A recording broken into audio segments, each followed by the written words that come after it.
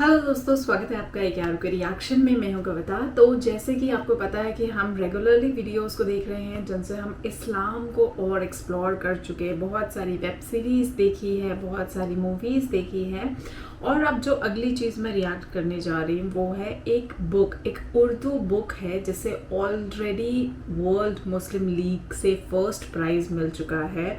और जो भी प्रॉफिट की लाइफस्टाइल के बारे में जानना चाहता है उसे ये बुक डेफिनेटली गो थ्रू करनी चाहिए। सो ये बहुत अच्छा मुझे एक क्लिप मिला हुआ है जो इस पूरी बुक को बहुत डिटेल में para wise chapter wise explain करता है, और वो हिंदी में है तो मुझे समझने में भी इजी हो जाएगा because my Urdu is not that good. तो ये एक बुक है प्रॉफिट की लाइफ पे, और अगर आप भी उनकी लाइफस्टाइल जानना चाहते हैं, बिकॉज मेरे लिए तो बहुत इंटरेस्टिंग था ये जानना और उनकी लाइफस्टाइल को जानना, तो इस बुक का नाम है अर-राहीक अल-मख्तूम।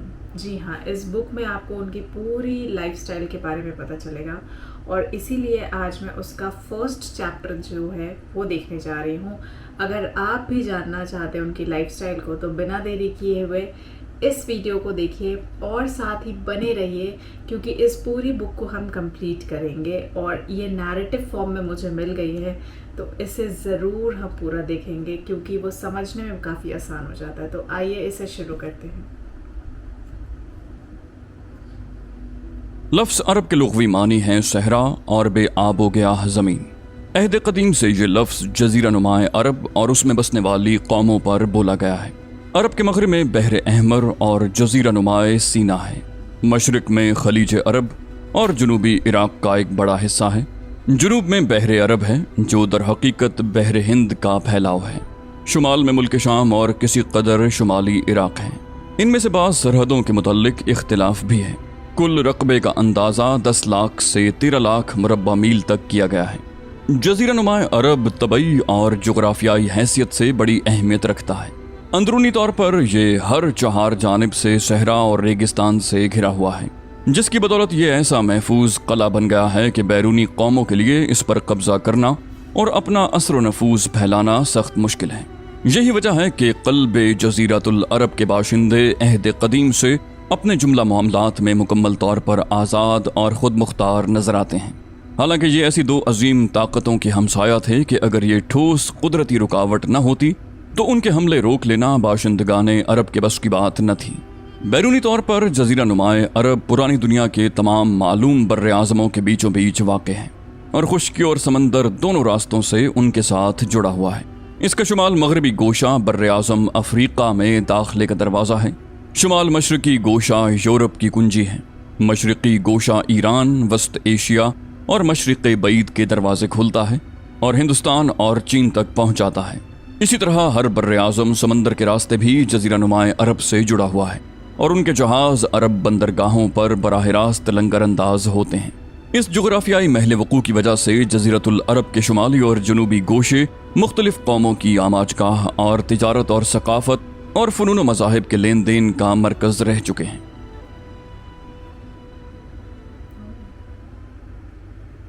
अरब कौमें।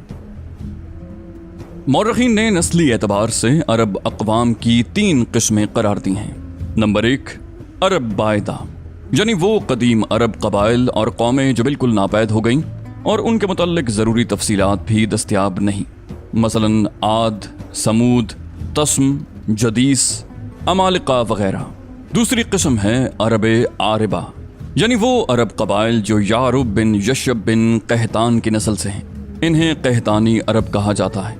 तीसरी किस्म है अरब मुस्तारिबा, यानी वो अरब कबाइल जो हज़रत इस्माईल अलैहिस्सलाम की नस्ल से हैं।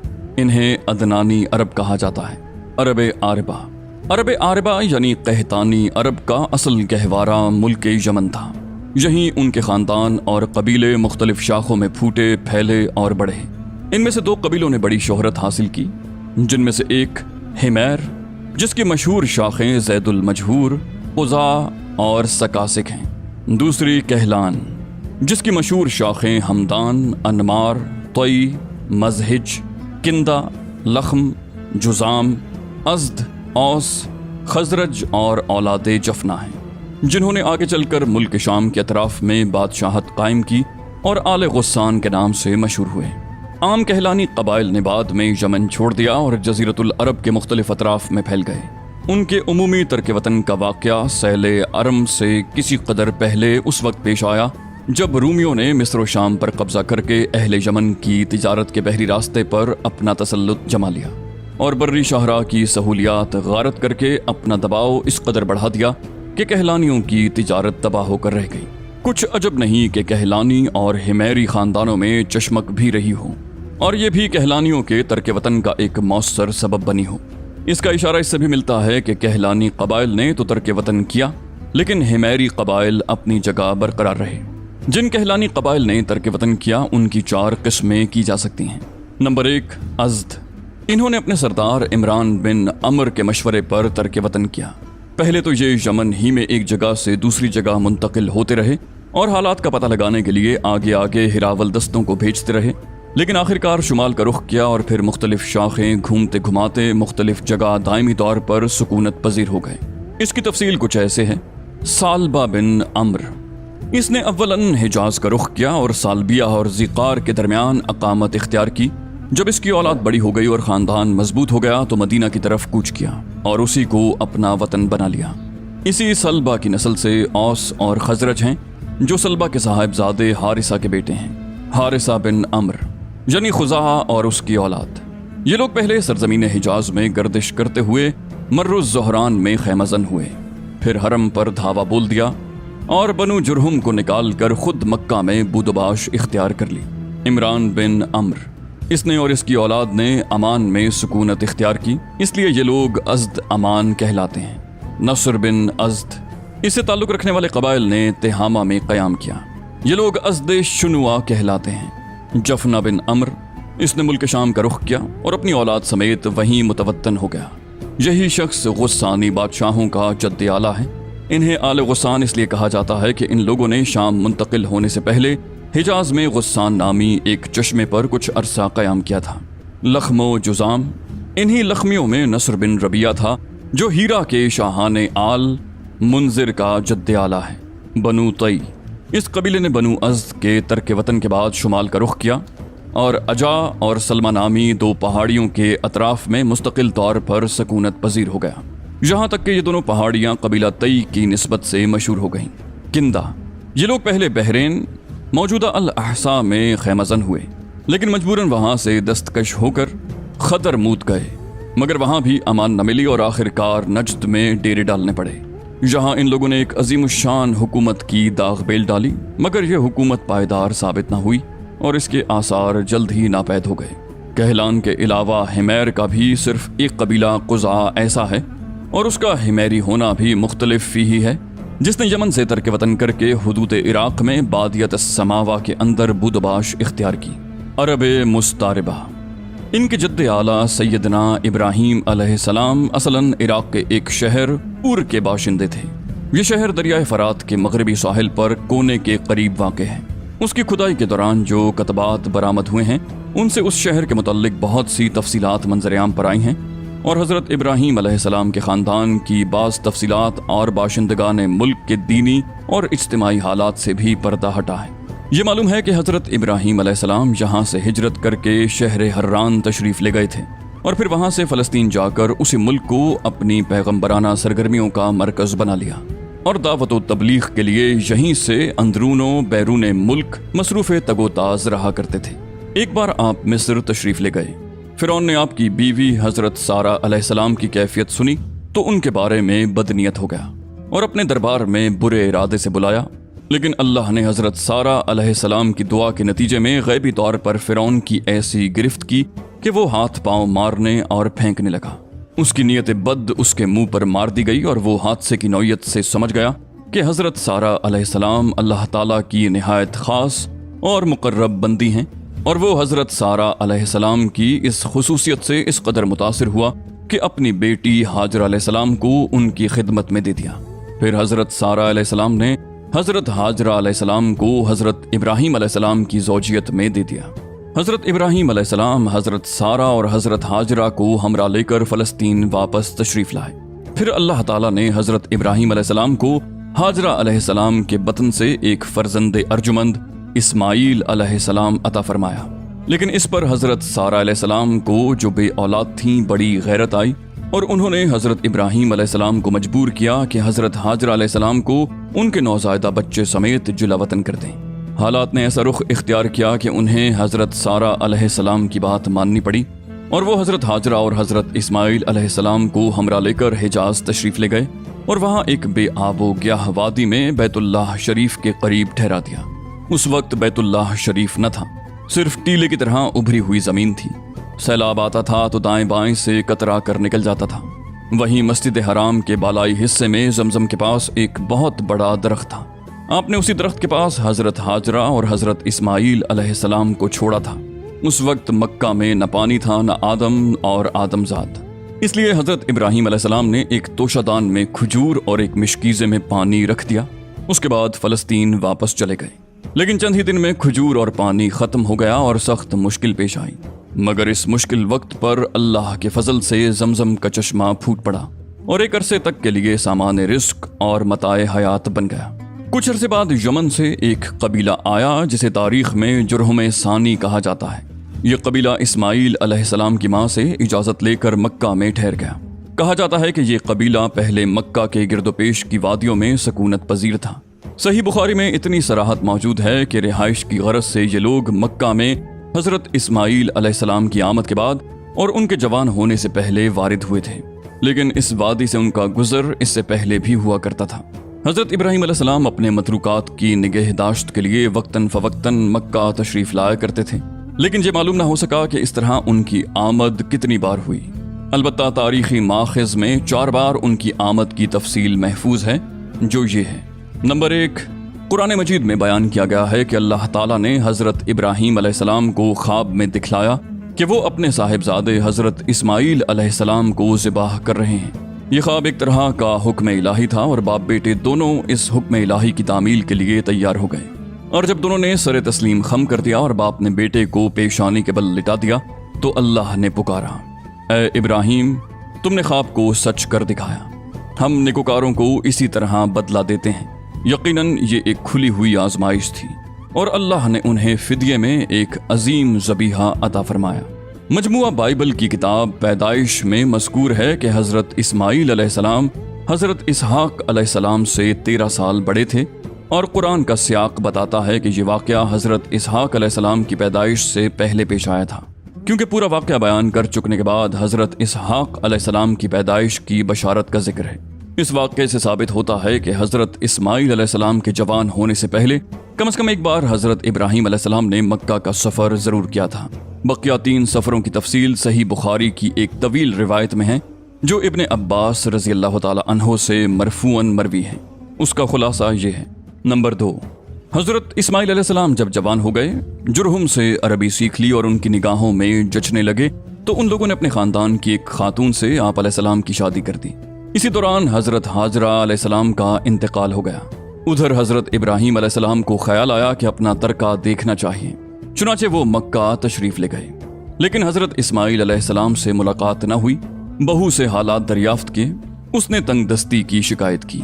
आप अलैहिस्सलाम ने वसीयत की कि इस्माइल अलैहिस्सलाम आएं तो कहना अपने दरवाजे की चौखट बदल लें। इस वसीयत का मतलब हज़रत इस्माइल अलैहिस्सलाम समझ गए। बीवी को तलाक दे दी और एक दूसरी औरत से शादी कर ली, जो जुरहुम के सरदार मजाज बिन अम्र की साहबजादी थी। नंबर 3, इस दूसरी शादी के बाद एक बार फिर हज़रत इब्राहीम अलैहिस्सलाम मक्का तशरीफ ले गए, मगर इस दफ़ा भी हज़रत इस्माइल अलैहिस्सलाम से मुलाकात न हुई। बहू से अहवाल दरियाफ्त किए तो उसने अल्लाह की हम्द सना की। आपने वसीयत की कि इस्माइल अलैहिस्सलाम अपने दरवाजे की चौखट बरकरार रखें और फ़लस्तीन वापस हो गए। नंबर 4, उसके बाद फिर तशरीफ लाए तो इस्माइल अलैहिस्सलाम जमजम के करीब दरख्त के नीचे तीर घड़ रहे थे। देखते ही लपक पड़े और वही किया जो ऐसे मौक़ों पर एक बाप अपने बेटे के साथ और बेटा बाप के साथ करता है। ये मुलाकात इतनी तवील अरसे के बाद हुई थी कि एक नरम दिल और शफीक बाप अपने बेटे से और एक इताअतशार बेटा अपने बाप से बमुश्किल ही इतनी लंबी जुदाई बर्दाश्त कर सकता है। इसी दफ़ा दोनों ने मिलकर खाना काबा तामीर किया, बुनियाद खोद कर दीवारें उठाईं और इब्राहीम अलैहिस्सलाम ने सारी दुनिया के लोगों को हज के लिए आवाज़ दी। اللہ تعالیٰ نے مزاج کی صاحبزادی سے اسماعیل علیہ السلام کو 12 بیٹے عطا فرمائے، جن کے نام یہ ہیں: نابت یا نبایوت، قیدار، ادبائیل، مبشام، مشا، دوما، میشا، حدد، تیما، یتور، نفیس، قیدمان۔ ان 12 بیٹوں سے 12 قبیلے وجود میں آئے اور سب نے مکہ میں ہی بود و باش اختیار کی۔ ان کی معیشت کا دار و مدار زیادہ تر یمن اور مصر و شام کی تجارت پر تھا۔ بعد میں یہ قبائل جزیرت العرب کے مختلف اطراف میں بلکہ بیرون عرب بھی پھیل گئے اور ان کے حالات زمانے کی دبیز تاریکیوں میں دب کر رہ گئے۔ صرف نابت اور قیدار کی اولاد اس گمنامی سے مستثنیٰ ہے۔ نبتیوں کے تمدن کو شمالی حجاز میں فروغ اور عروج حاصل ہوا۔ انہوں نے ایک طاقتور حکومت قائم کر کے گرد و پیش کے لوگوں کو اپنا باج گزار بنا لیا۔ بطرا ان کا دارالحکومت تھا، کسی کو ان کے مقابلے کتاب نہ تھی۔ پھر رومیوں کا دور آیا اور انہوں نے نبتیوں کو قصہ پارینہ بنا دیا۔ مولانا سید سلمان ندوی نے ایک دلچسپ بحث اور گہری تحقیق کے بعد ثابت کیا ہے کہ آل غسان اور انصار یعنی اوس اور خزرج قحطانی عرب نہیں تھے، بلکہ اس علاقے میں نابت بن اسماعیل علیہ السلام کی جو نسل بچی کچی رہ گئی تھی یہ وہی تھے۔ قیدار بن اسماعیل علیہ السلام کی نسل مکہ ہی میں پھولتی پھلتی رہی، جہاں تک کہ عدنان اور پھر ان کے بیٹے ماد کا زمانہ آ گیا۔ عدنانی عرب کا سلسلہ نسب صحیح طور پر یہیں تک محفوظ ہے۔ عدنان نبی صلی اللہ علیہ وآلہ وسلم کے سلسلہ نسب میں 21ویں پشت پر پڑتے ہیں۔ بعض روایتوں میں بیان کیا گیا ہے کہ آپ صلی اللہ علیہ وسلم جب اپنا سلسلہ نسب ذکر فرماتے تو عدنان پر پہنچ کر رک جاتے اور آگے نہ بڑھتے۔ فرماتے کہ ماہرین انساب غلط کہتے ہیں، مگر علماء کی ایک جماعت کا خیال ہے کہ عدنان سے آگے بھی نسب بیان کیا جا سکتا ہے۔ انہوں نے اس روایت کو ضعیف قرار دیا ہے۔ ان کی تحقیق کے مطابق عدنان اور حضرت ابراہیم علیہ السلام کے درمیان 40 پشتیں ہیں۔ بہرحال ماد کے بیٹے نزار سے، جس کے متعلق کہا جاتا ہے کہ ان کے علاوہ ماد کی کوئی اولاد نہ تھی، کئی خاندان وجود میں آئے۔ در حقیقت نزار کے 4 بیٹے تھے اور ہر ایک بیٹا بڑے قبیلے کی بنیاد ثابت ہوا۔ چاروں کے نام یہ ہیں: ایاد، انمار، ربیہ اور مزر۔ ان میں سے مؤخر الذکر 2 قبیلوں کی شاخیں اور شاخوں کی شاخیں بہت زیادہ ہوئیں۔ چنانچہ ربیہ سے اسد بن ربیہ، انزا، عبد القیس، وائل، بکر، تغلب اور بنو حنیفہ وغیرہ وجود میں آئے۔ مزر کی اولاد 2 بڑے قبیلوں میں تقسیم ہوئی۔ نمبر 1 قیس اعلان بن مزر، نمبر 2 الیاس بن مزر۔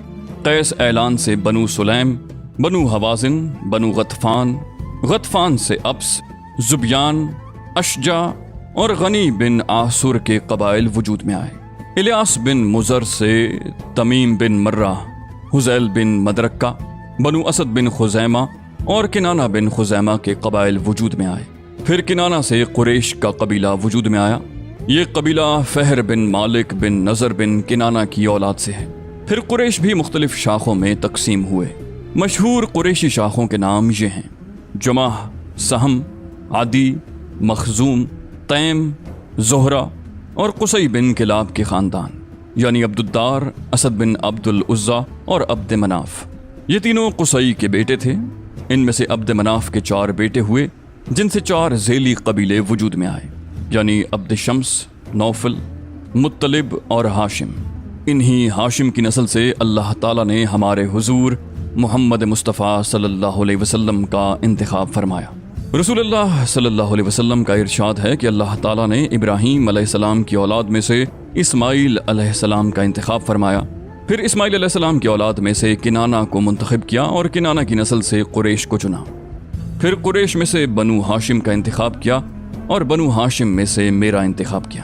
ابن عباس رضی اللہ تعالیٰ عنہ کا بیان ہے کہ رسول اللہ صلی اللہ علیہ وسلم نے فرمایا، اللہ تعالیٰ نے خلق کی تخلیق فرمائی تو مجھے سب سے اچھے گروہ میں بنایا، پھر ان کے بھی 2 گروہوں میں سے زیادہ اچھے گروہ کے اندر رکھا، پھر قبائل کو چنا تو مجھے سب سے اچھے قبیلے کے اندر بنایا، پھر گھرانوں کو چنا، مجھے سب سے اچھے گھرانے میں بنایا، لہٰذا میں اپنی ذات کے اعتبار سے بھی سب سے اچھا ہوں اور اپنے گھرانے کے اعتبار سے بھی سب سے بہتر ہوں۔ بہرحال عدنان کی نسل جب زیادہ بڑھ گئی تو وہ چارے پانی کی تلاش میں عرب کے مختلف اطراف میں بکھر گئی۔ چنانچہ قبیلہ عبد القیس نے، بکر بن وائل کی کئی شاخوں نے اور بنو تمیم کے خاندانوں نے بحرین کا رخ کیا اور اسی علاقے میں جا بسے۔ بنو حنیفہ بن صعب بن علی بن بکر نے یمامہ کا رخ کیا، اور اس کے مرکز حجر میں سکونت پذیر ہو گئے۔ بکر بن وائل کی بقیہ شاخوں نے یمامہ سے لے کر بحرین، ساحل کاظمہ، خلیج، سواد عراق، ابلا اور حیت تک کے علاقوں میں بود و باش اختیار کی۔ بنو تغلب جزیرہ فراتیہ میں اقامت گزین ہوئے، البتہ ان کی بعض شاخوں نے بنو بکر کے ساتھ سکونت اختیار کی۔ بنو تمیم نے بادیہ بصرہ کو اپنا وطن بنایا۔ بنو سلیم نے مدینہ کے قریب ڈیرے ڈالے۔ ان کا مسکن وادی القرا سے شروع ہو کر خیبر اور مدینہ کے مشرق سے گزرتا ہوا ہرہ بنو سلیم سے متصل 2 پہاڑیوں تک منتہا ہوتا تھا۔ بنو ثقیف نے طائف کو وطن بنا لیا اور بنو حوازن نے مکہ کے مشرق میں وادی اوتاس کے گرد و پیش میں ڈیرے ڈالے۔ ان کا مسکن مکہ، بصرہ، شاہراہ پر واقع تھا۔ بنو اسد تیماء کے مشرق اور کوفہ کے مغرب میں خیمہ زن ہوئے۔ ان کے اور تیماء کے درمیان بنو تئی کا ایک خاندان بہتر آباد تھا۔ بنو اسد کی آبادی اور کوفے کے درمیان 5 دن کی مسافت تھی۔ بنو زیبان تیماء کے قریب حوران کے اطراف میں آباد ہوئے۔ تہامہ میں بنو کنانہ کے خاندان رہ گئے تھے۔ ان میں سے قریشی خاندان کی بود و باش مکہ اور اس کے اطراف میں تھی۔ یہ لوگ پراگندہ تھے، ان کی کوئی شیرازہ بندی نہ تھی، تاکہ قصی بن کلاب ابھر کر منظر عام پر آیا اور قریشیوں کو متحد کر کے شرف و عزت اور بلندی اور وقار سے بہرور کیا۔